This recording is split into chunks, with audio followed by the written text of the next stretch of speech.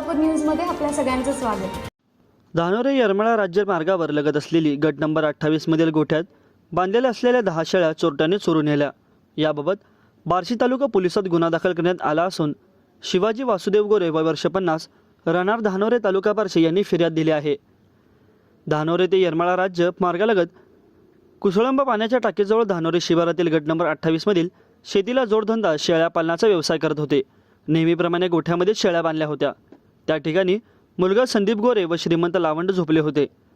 रात्रीच्या 10 वाजण्याच्या सुमारास दोघेही झोपले असता अज्ञात चोरट्याने येऊन 5 शेळ्या, 2 बोकड व लहान पिल्ले 3 असा 45,000 रुपये किमतींचा 8 शेळ्या चोरून नेल्या। याबाबत बार्शी तालुका पोलीस ठाण्यामध्ये अज्ञात चोरट्याविरुद्ध गुन्हा नोंदवला गेला असून अधिक तपास police head constable Dashrath Bobade करीत आहेत। माझं सोलापूर न्यूज या यूट्यूब चॅनलला सबस्क्राईब करा आणि बेल आयकॉन प्रेस करायला विसरू नका।